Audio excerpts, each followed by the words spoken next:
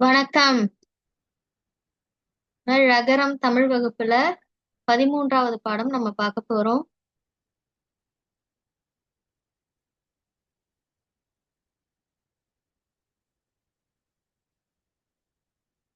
தமிழர் கட்டடக்கலை. தமிழர் கட்டடக்கலை.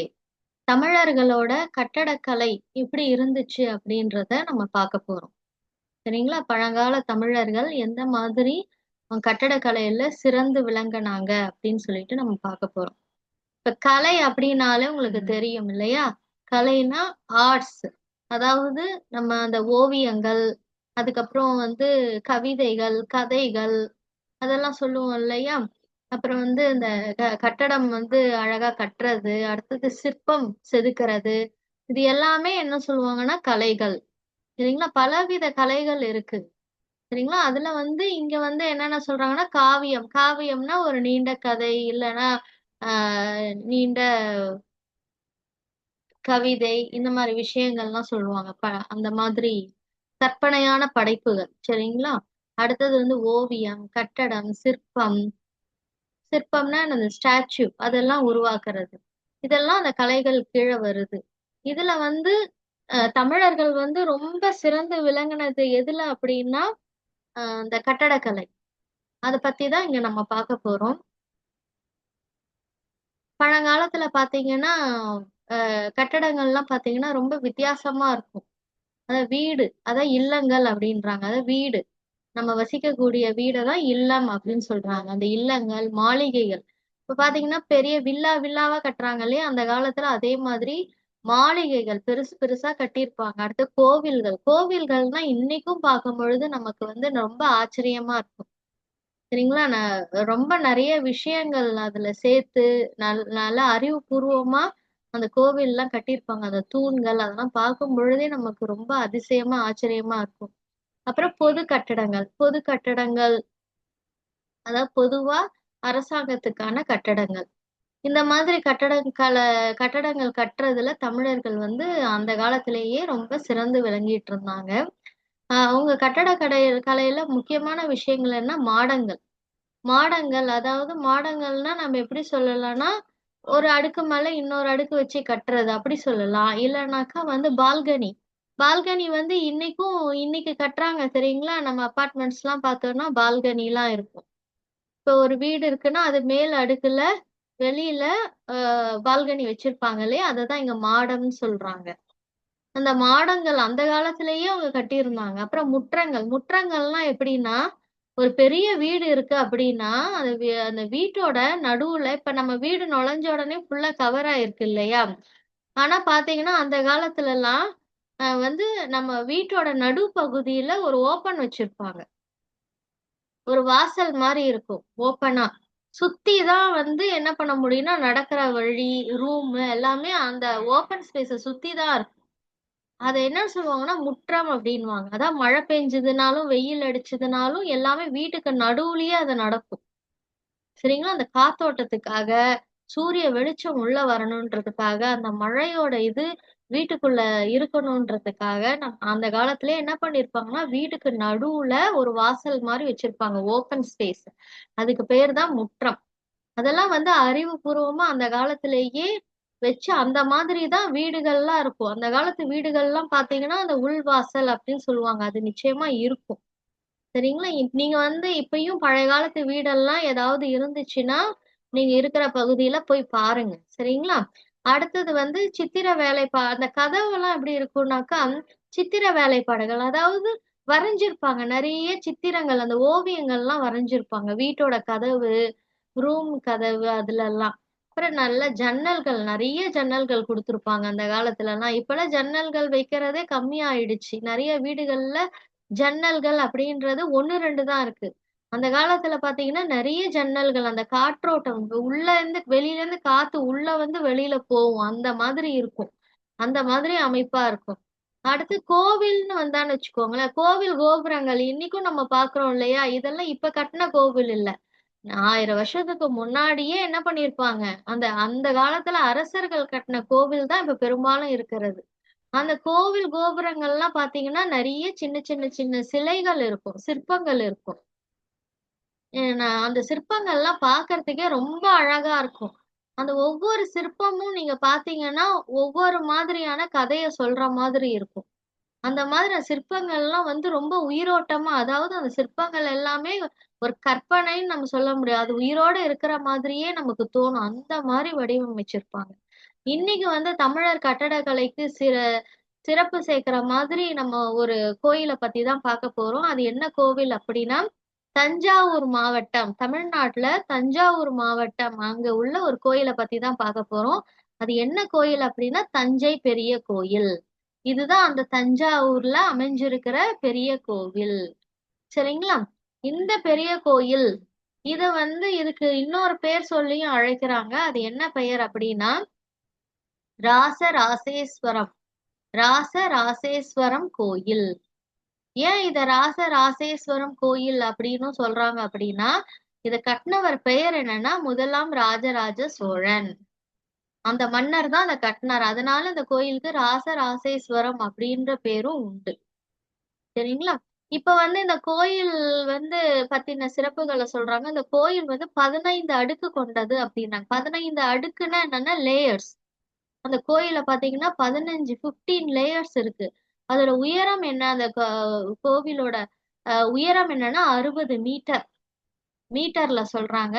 அப்புறம் இந்த கோவிலோட எடை அ ய இந்த கோவில்ல இருக்கிற நந்தி சிலை அதோட எடை என்ன அப்படின்னா 20 டன். அந்த நந்தி சிலை பார்த்தீங்கன்னா, அவ்ளோ பெருசா இருக்கும். நம்ம சாதாரணமா அந்த சிவன் கோவில்லாம் போனாக்கா நந்தி இருக்கும்.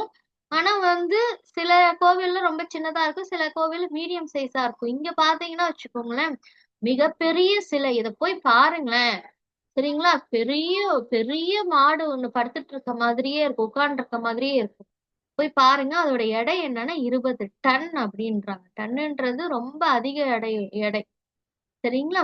இப்ப வந்து இந்த கோயிலோட என்ட்ரன்ஸ் அது வாயில். அந்த வாயில்ல 5 நிலை கொண்ட கருங்கல் கோபுரம் உள்ளது அப்படின்னு போட்டிருக்காங்க. அதாவது என்ட்ரன்ஸ்ல அந்த கோபுரத்துல அந்த என்ட்ரன்ஸ்ல ஒரு கோபுரம் இருக்கு. அந்த கோபுரம் எதால செய்யப்பட்டது அப்படின்னா கருங்கல். கருங்கல்லால அந்த கோபுரத்தை அமைச்சிருக்காங்க. அதுல எத்தனை அடுக்கு இருக்கு அப்படின்னா, அதாவது அந்த லேயர்ஸ் அந்த நிலை. எத்தனை நிலை இருக்குன்னா 5 நிலை. இந்த கோபுரத்துல வந்து பாத்தீங்கன்னா, இதுலயும் நெறைய சிற்பங்கள்லாம் வடிவமைச்சிருக்காங்க. உயிருள்ளது போலயே இருக்கும் பாக்கறதுக்கு அப்படின்றாங்க. அதனால நிச்சயமா போய் பாருங்க. இதுல வந்து என்னென்ன மாதிரியான சிற்பங்கள் இருக்குன்னா, தெய்வ சிற்பங்கள், விலங்குகள் இந்த மாதிரியான சிற்பங்கள்லாம் இருக்கு அப்படின்னு சொல்றாங்க. அதனால வந்து இது சிற்பக்கலைக்கு மிகப்பெரிய எடுத்துக்காட்டா தமிழர்களோட சிறப்ப சொல்லக்கூடியதா இந்த கோயில் இருக்கு அப்படின்றாங்க. அப்புறம் பாத்தீங்கன்னா, இங்க இந்த கோவில்ல இன்னொரு விஷயமும் நீங்க பார்க்கலாம். ஒரு சிற்பம் வந்து ரொம்ப சிறப்பு வாய்ந்தது. அது என்னன்னா, ஒரு பாம்பு வந்து யானைய முழுங்குற மாதிரி ஒரு சிற்பம் இருக்காம். யானையே எவ்ளோ பெருசு இல்லையா? அப்ப யானைய ஒரு பாம்பு விழுங்குதுன்னா, அந்த பாம்பு எவ்ளோ பெருசு இருக்கணும்? இல்ல அத நெனச்சே பார்க்க முடியல. கற்பனையில கூட நம்மளால நெனச்சு பார்க்க முடியலல்ல. அந்த அளவுக்கு அவ்ளோ பெரிய பாம்பு ஒரு யானைய விழுங்குற மாதிரி அங்க ஒரு சிற்பம் இருக்கு. அதையும் நிச்சயமா போம்போது பாருங்க. இது வந்து இந்த கோபுரத்துல உள்ள ஒவ்வொரு சிற்பமும் வந்து ஏதாவது ஒரு கதைய சொல்ற மாரி, அந்த பழங்காலத்துல புராண காலத்துல நடந்த ஏதாவது ஒரு நிகழ்வ சொல்ற மாதிரியே இருக்கு அப்படின்னு சொல்றாங்க. சரி இந்த கோயிலோட உள்ள கருவறை. கருவறைன்னா அங்கதான் மூலஸ்தானம்னு சொல்லுவாங்க. அங்கதான் என்ன அந்த சிவலிங்கம் இருக்கும். சரிங்களா? அந்த சிவலிங்கத்துக்கு மேல அப்படியே பார்த்தீங்கன்னா, ஒரு கோபுரம் மாதிரி இருக்கும். அது என்னன்னு சொல்லுவாங்கன்னா, திருவிமானம் அப்படின்னு சொல்லுவாங்க.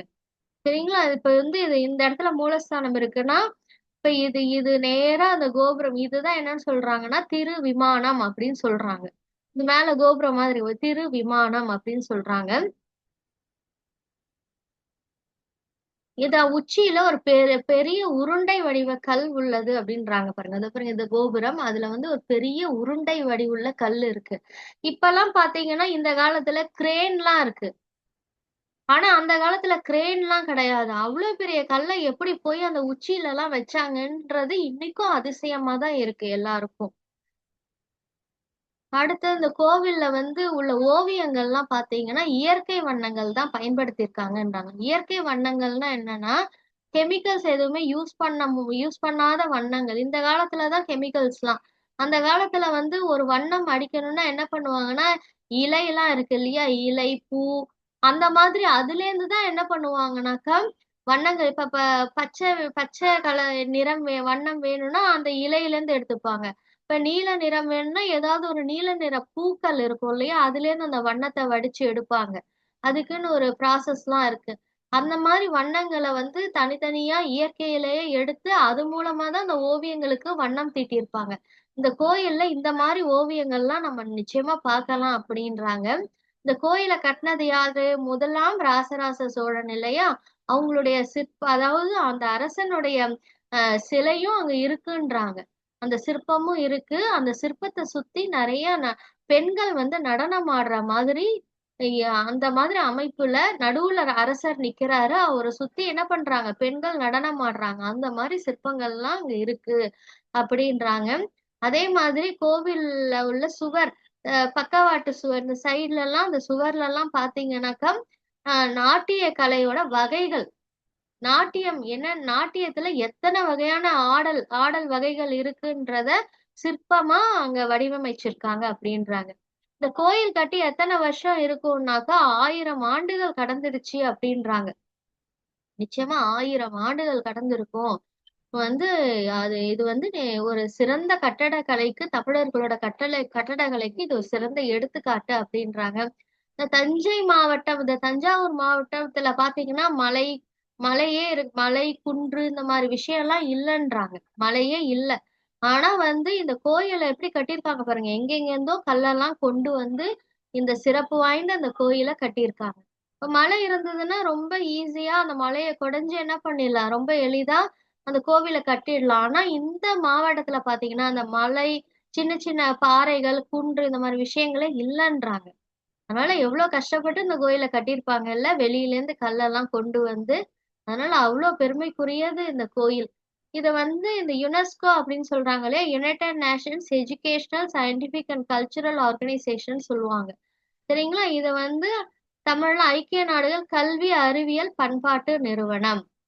சரிங்களா? Educational, scientific, cultural organisation. United Nations ஐக்கிய நாடுகள். சரிங்களா? இந்த நிறுவனம் என்ன பண்ணும்னா, இதோட வேலை என்னன்னா, உலகத்துல பாரம்பரியமான விஷயங்கள்லாம் கண்டுபிடிச்சு, அத வந்து பதிவு செஞ்சு உலகத்துல உள்ள எல்லா நாடுகளுக்கும் அத பரப்புவாங்க. அத வந்து இந்த யுனெஸ்கோ வந்து என்ன பண்ணியிருக்குன்னா, 1908 எ அதாவது 87ஆம் ஆண்டு என்ன பண்ணியிருக்காங்கனாக்கா, இந்த தஞ்சை பெரிய கோயில உலக பாரம்பரியம் சின்னமா அறிவிச்சிருக்காங்க. உலக பாரம்பரிய சின்னம்னா, வேர்ல்ட் ஹெரிடேஜ் சிம்பல் அப்படின்னு சொல்லுவாங்க. சரிங்களா? இது வந்து ஒரு முக்கியமான சிறப்பு வாய்ந்த கோயில். இது எல்லாரும் பார்க்கணும் வந்துன்றதுக்காக அது ஒரு வேர்ல்ட் ஹெரிடேஜ் அதாவது உலக பாரம்பரிய சின்னமா இத அறிவிச்சிருக்காங்க. இந்த கோயில வந்து எப்ப கட்டி முடிக்கப்பட்டதுன்னா, கிபி 1010ஆம் ஆண்டு கட்டி முடிச்சிருக்காங்க.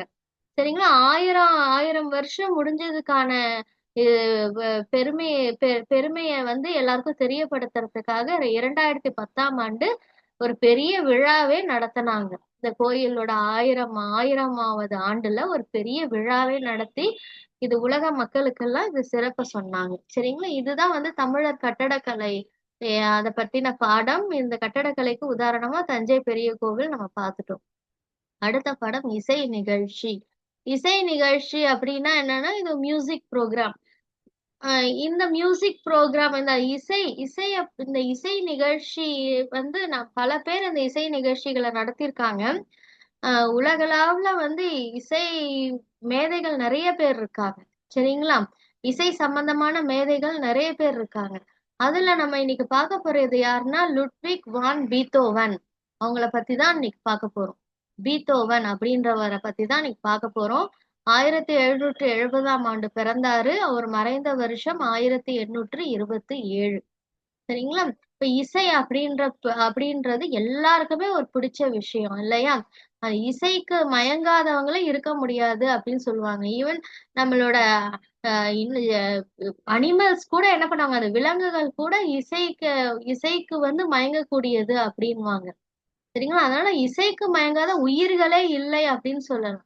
இப்ப இசைக்கு மொழியும் கிடையாது. சரிங்களா? இந்த மொழியில உள்ள இசை தான் சிறந்தது அப்படின்லாம் கிடையாது. இசைக்கு மொழின்றது ஒண்ணு கிடையாது. மொழியெல்லாம் மொழி நாடு எல்லாத்தையும் கடந்தது என்னது இந்த இசை. இந்த இசைக்கு வந்து பல்வேறு நாட்டுல பல்வேறு அறிஞர்கள் வந்து பல்வேறு இசை கலைஞர்கள் வந்து இந்த இசையை வந்து இந்த இசை கலைக்கு வந்து ஒரு உயிரோட்டம் கொடுத்துக்கிட்டே தான் இருக்காங்க இன்னமும். சரிங்களா? இன்னமும் இந்த இசைன்றது மேல மேல அப்டேட் ஆயிட்டு போயிட்டே தான் இருக்கு இல்லையா? இந்த இசை ஆர்வத்தை வந்து சின்ன வயசுலயே பல பேர் வந்து வெளிப்படுத்தியிருக்காங்க. அதுல ஒருத்தர் தான் இந்த லுட்விக் வான் பீத்தோவன். இவர் வந்து அவரோட 6வது வயசுலேயே 6வது வயசுன்னா என்ன இருக்கும் சொல்லுங்க? ஒரு ஃபர்ஸ்ட் ஸ்டாண்டர்ட், செகண்ட் ஸ்டாண்டர்ட் தான் படிப்பாங்க. அந்த வயசுலேயே அவர் என்ன பண்ணாருன்னா, ஒரு மேடை ஏறி அவரோட இசை திறமையெல்லாம் வெளிப்படுத்தினாரு அப்படின்றாங்க. லுட்விக் வான் பீத்தோவன் வந்து எங்க பிறந்தார் அப்படின்னா, ஜெர்மனி நாடு. சரிங்களா? ஜெர்மன் கண்ட்ரி இருக்கு இல்லையா? அங்க பான் என்னும் அந்த பான் அப்படின்ற ஊர்ல அவர் பிறந்தாரு. இவருடைய தந்தையார் பெயர் என்னன்னா யோகன் பீத்தோவன். இவரோட தந்தை யாருன்னா அவரும் மிகப்பெரிய ஒரு இசை ஆசிரியர், ஒரு மியூசிக் டீச்சர் அவரு. அதனால அவர் என்ன பண்ணாருன்னா அந்த இசைய தன்னுடைய மகனுக்கும் கத்து கொடுத்தாரு. இவர் பீத்தோவன் வந்து தன்னோட அப்பா கிட்ட இருந்து அந்த இசையை கத்துக்கிட்டது மட்டும் இல்லாம நிறைய வெளியிலயும் போய் மத்தவங்க கிட்டயும் பியானோ, வயலின் அதெல்லாம் வாசிக்கவும் கத்துக்கிட்டாங்க. சரிங்களா? பீத்தோவன் வந்து பீத்தோவனோட ஆசிரியர் அப்படின்ட்டு நம்ம வந்து பர்டிகுலரா குறிப்பிட்டு சொல்லணும்னா யார சொல்லலாம் அப்படின்னா கிறிஸ்டியன் கோட்லாஃப் நீஃப். இவர் தான் என்ன பண்ணாருன்னா முதல்ல பீத்தோவனுக்கு அந்த மியூசிக்கல் நோட்ஸ் அப்படின்னு சொல்லுவாங்க இல்லையா? அந்த இசையை வந்து எழுதுறது அதை வந்து கத்து கொடுத்தார். சரிங்களா? அது மூலமா அவர் வந்து தன்னுடைய முதல் இசை படைப்பை வந்து வெளியிட்டார். அந்த மியூசிக்கல் நோட்ஸ் இசை எழுத கத்துக்கிட்டு அதன் மூலமா ஒரு புதிய முதல் இசை படைப்பை அவர் உருவாக்குனாரு. இவர் வந்து இந்த நீஃப் அப்படின்றவருக்கு துணையாவே இவர் வந்து வேலை செஞ்சிட்டு இருந்தாரு. அது மட்டும் இல்ல அந்த காலத்துல வந்து அரசர்கள் ஆட்சி தானே. அதனால அரசவையில இசைக்குழுலாம் இருக்கு இல்லையா? அதுலயும் போய் பணியாற்றினார். இவரு வேலை செஞ்சுட்டு இருந்தாரு. இவர் வந்து இந்த பீத்தோவன் காலத்துல வியன்னா அப்படின்ற நகரத்துல இன்னொரு புகழ்பெற்ற இசையமைப்பாளர் இருந்தார். அவர் யாருன்னா மொசார்ட். சரி அவரை போய் பார்க்கணும்னு இவருக்கு ரொம்ப ஆசை. அவர் கூட சேர்ந்து வேலை செய்யணும்னு பீத்தோவனுக்கு ரொம்ப ஆசை. அதனால அந்த வியன்னா அந்த ஊருக்கு போய் மொசார்ட்டை சந்திச்சு அவர் கூட வந்து சேர்ந்து வேலை செஞ்சிட்டு இருந்தார். ஆனா கொஞ்ச நாள்லயே என்ன ஆயிடுச்சுன்னா பீத்தோவனோட அம்மா வந்து இறந்துட்டாங்க. அதை கேட்டு அதனால அவர் வந்து தன்னுடைய சொந்த ஊரான இந்த பான் நகருக்கே திரும்பிட்டார். சரிங்களா? அங்க போன உடனே அவங்களோட அப்பாவுக்கும் உடம்பு சரியாம போயிடுச்சு. அதனால அவரால திரும்ப வியன்னா நகருக்கு திரும்பி போய் மொசார்ட் கூட வேலை செய்ய முடியல. திரும்ப இந்த குடும்ப பொறுப்புகள்லாம் அவர் பார்த்துக்க வேண்டியதா இருந்துச்சு. அவங்க அப்பாவுக்கு உடம்பு சரியாதனால அவங்க அப்பாவையும் பார்த்துக்க வேண்டியதா இருந்துச்சு. சரி இந்த பீத்தோவனோட அவரோட 26வது வயசு இருக்கு இல்லையா? அப்ப என்ன ஆயிடுச்சு அப்படின்னா, அவருக்கு வந்து உடம்பு சரியாம திடீர்னு உடம்பு சரியாம போயிட்டு ரொம்ப கஷ்டப்பட்டுட்டார். அந்த உடம்பு சரியாம போனதுனால என்ன ஆயிடுச்சு அப்படின்னா, அவருக்கு வந்து காது கேட்காம அதாவது கொஞ்சம் கொஞ்சமா அதாவது கேட்கும் திறன் வந்து குறைஞ்சுகிட்டே வந்துடுச்சு. கிட்டத்தட்ட ஒரு 15 வருஷத்துக்குள்ளேயே அவருக்கு முழுமையா அவர் கேட்கும் திறனையே இழந்துட்டார். அதாவது அவரால வந்து காதால கேட்க முடியாது. அந்த செவிடு தன்மை வந்துடுச்சு அவருக்கு. சரிங்களா? அதனால வந்து அந்த காது கேளாத அந்த அந்த செவிடு தன்மை இருக்கு இல்லையா? அதோட சேர்ந்து அவருக்கு இன்னொரு நோயும் வந்துடுச்சு. டைபஸ் அப்படின்ற நோயும் வந்துடுச்சு. அது அது அதனால இன்னும் மனநலம் பாதிக்கப்பட்டு இருமுனைய பிறழ்வு அப்படின்ற மனநோயும் அவருக்கு வந்துடுச்சு. சரிங்களா? எவ்வளவு பெரிய இசை மேதை இல்லையா? 6 வயசுலயே அந்த மேடையில ஏறி தன்னோட இசை திறமைய காட்டினவருக்கு கிட்டத்தட்ட 26 வயசுக்கு மேல உடல் நலம் பாதிக்கப்பட்டு அப்புறம் ஒரு 15 வருஷத்துல காது கேட்காம போய் ஏதோ ஒரு 40 வயசுக்குள்ளேயே என்ன ஆயிடுச்சு அவர் காது கேட்காம போய் அவருக்கு மனநோய் ஏற்பட்டு சரிங்களா இதெல்லாம் ஏற்பட்டு ரொம்ப துன்பப்பட ஆரம்பிச்சிட்டார். இருமுனைய பிறழ்வு மனநோய் அப்படின்னா என்ன அர்த்தம்னா அதாவது 2 எக்ஸ்ட்ரீம்ல இருப்பாங்க. அதாவது ஒரு மகிழ்வான நிகழ்ச்சி நடந்துருச்சுன்னா அதுவும் ஒரு எக்ஸ்ட்ரீம்ல போயிடுவாங்க. ரொம்ப அளவுக்கு அதிகமா சந்தோஷப்படுறது. இன்னொரு எக்ஸ்ட்ரீம் என்னன்னா துன்பம். அதாவது சில விஷயங்கள் நடக்கலன்னா கூட கற்பனையா அதை நினைச்சு இப்படி நடந்திருக்குமோ அப்படி நடந்திருக்குமோன்னு அவங்கள அவங்களே வருத்தி அதுவும் ஒரு எக்ஸ்ட்ரீமுக்கு போய் துன்பப்படுறது. 2 எக்ஸ்ட்ரீம்லயும் மகிழ்ச்சியா இருந்தாலும் ரொம்ப எக்ஸ்ட்ரீம் போறது, துன்பமா இருந்தாலும் ரொம்ப எக்ஸ்ட்ரீம் போறது. இதுதான் இருமுனைய பிறழ்வு மனநோய் அப்படின்றாங்க. இவங்களால வந்து சகஜமா எல்லார்கிட்டயும் பேச முடியாது. எந்த நேரமும் தனிமையிலே இருந்துகிட்டே இருப்பாங்க. சரிங்களா? கோவம் நெறையா வரும். சரிங்களா? இந்த மாதிரியான மனநோய் அவருக்கு வந்துடுச்சு. ஆனா வந்து இவ்ளோ பிரச்சனைகள், துன்பங்கள் வந்தாலும், அவர் வந்து எத விடல. அந்த இசை மேல உள்ள அவருடைய அந்த பற்று, அந்த நாட்டத்த விடவே இல்ல. அவ்ளோ இன்ட்ரெஸ்ட்டா, இவ்ளோ காது கேட்கலன்னா கூட, அவருக்கு மனநோய் இருந்தா கூட, அந்த இசைக்கான வேலைய பண்ணிக்கிட்டே தான் இருந்தார். அவருக்கு வந்து பியானோ, வயலின் அதெல்லாம் நல்லா வாசிக்க கத்துக்கிட்டாரு இல்லையா? அதனால அவரு வந்து அ என்ன பண்ணாருன்னா, சிம்ஃபோனி அப்படின்றத உருவாக்குனார். சிம்ஃபோனி அப்படின்னா, அது வந்து சிம்ஃபோனின்னா ஒண்ணும் இல்ல. ஒரு மியூசிக்கல் காம்போசிஷன். அது ஒரு ஆர்கெஸ்ட்ரா. அந்த ஆர்கெஸ்ட்ரான்னா என்னன்னாக்கா, இது வந்து ஒரு 3, 4 பகுதியா இருக்கும். சரிங்களா? 3, 4 பகுதியா பிரிச்சிருப்பாங்க. அ 3, 4 குழுவா அப்படி பிரிச்சிருப்பாங்க அத. சரிங்களா? ஃபர்ஸ்ட் பகுதியில இருக்கிறவங்க நல்லா வேகமா வாசிப்பாங்க. 2வது பகுதியா பார்த்தீங்கன்னா, அடுத்தது முதல்ல முடிஞ்ச 2வது கொஞ்சம் ஸ்லோவா வாசிப்பாங்க. 3வது, 4வதுலாம் பார்த்தீங்கன்னா, அவங்கவங்களுடைய தனித்திறமைகள வெளிப்படுத்துற மாதிரி அந்த குழுவோட இசை இருக்கும். சரிங்களா? இதுதான் சிம்ஃபோனி அப்படின்றாங்க. ஒரு பெரிய ஆர்கெஸ்ட்ரா. அதுல ஒரு எப்படி இருந்தாலும் 80லேருந்து 120 பேருக்கு மேல இருப்பாங்க. சரிங்களா? அவ்ளோ நபர்கள் உள்ள ஒரு ஆர்கெஸ்ட்ரா ஒரு 4 பகுதியா பிரிஞ்சு, அந்த ஒரு இசைய வந்து இசையோட திறமைய வெளிப்படுத்துவாங்க. அந்த நோட்ஸ்க்கு ஏத்தா மாதிரி. சரிங்களா? இதுதான் வந்து அந்த சிம்ஃபோனி. இத வந்து அவரு உருவாக்குனாரு. இவருக்கு அந்த பியானோ, வயலின்லாம் நல்லா தெரியும். மியூசிக்கல் நோட்ஸும் நல்லா எழுத தெரியும். அதனால இவரு அத உருவாக்குனாரு. அந்த த் அந்த செ காது கேட்காத நிலையிலயும் அத செஞ்சார். இவரோட இத என்னன்னு சொல்றாங்கன்னா, இந்த சிம்ஃபோனிய தமிழ்ல ஒத்தினி இசை அப்படின்றாங்க. ஒத்தினி இசை. சரிங்களா? தமிழ்ல அதுக்கு அந்த பேரு. இவரோட 5வது, 9வது சிம்ஃபோனிலாம் அந்த அந்த சிம்ஃபோனிலாம் ரொம்ப சிறப்பு வாய்ந்ததா இருக்கும் அப்படின்றாங்க.